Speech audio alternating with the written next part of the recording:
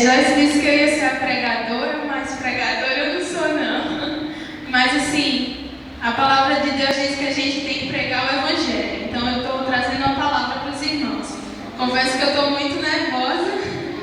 Eu não tenho costume de pregar, eu acho que eu só preguei aqui na igreja, eu só dei uma palavra aqui na igreja uma vez.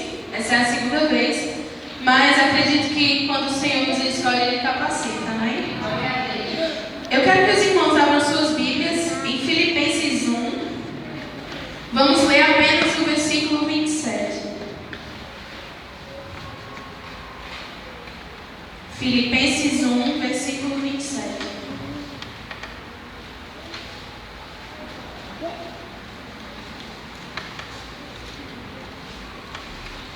Amém? Convido os irmãos para se colocarem de pé, assim que forem achando, em reverência à palavra do Senhor.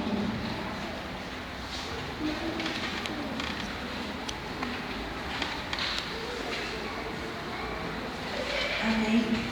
Diz assim: não importa o que aconteça, exerçam a sua cidadania de maneira digna do Evangelho de Cristo, para que assim, quer eu vá e os veja, quer apenas ouça ao seu respeito em minha ausência, fique eu sabendo que vocês permanecem firmes num só Espírito, lutando unânimes pela fé evangélica. Os irmãos podem sentar.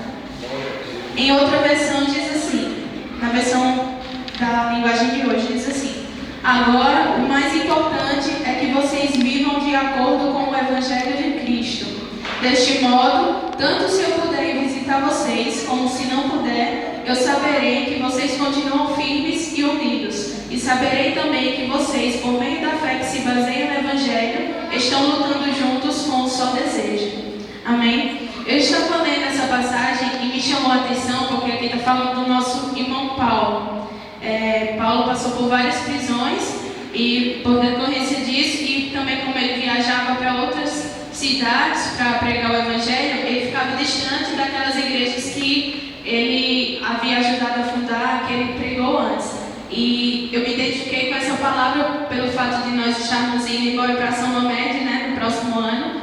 E eu me identifiquei com Paulo quando ele diz que quer que o pessoal da igreja de Filipos se firme no Evangelho, porque isso dá a certeza de que eles vão continuar unidos no trabalho do Senhor. Então, o tema da palavra de hoje é o efeito do Evangelho de Deus. Quais os efeitos que o Evangelho de Cristo causa nas nossas vidas? O primeiro ponto é que o Evangelho produz a salvação. Salvação na Bíblia tem um sentido muito abrangente. Tem sentido de salvação de enfermidade. Nas vezes que Jesus operou milagres, lá em Mateus tem muitos, e que ele dizia sempre assim: vai, a tua fé te salvou. Esse salvou da enfermidade. Tem também a salvação do perigo físico imediato à vida, que a gente pode usar como exemplo, está lá em Mateus 8:25, que diz assim: os discípulos foram acordados clamando: Senhor, salva-nos, vamos morrer. Ou seja, o Evangelho também produz a salvação do perigo imediato à vida. Naquele momento, eles estavam no barco, Jesus estava dormindo e começou uma grande tempestade e eles estavam vendo a hora o barco virar e afundar.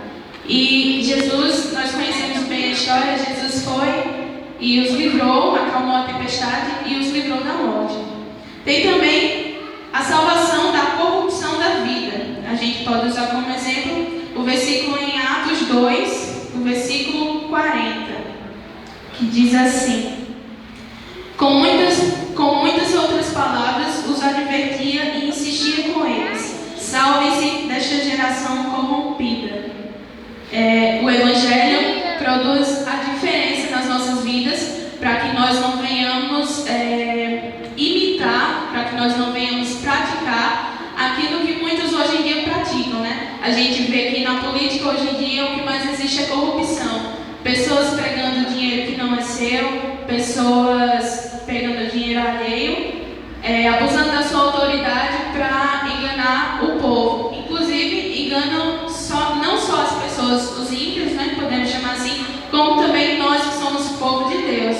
E o Evangelho faz com que nós não venhamos nos juntar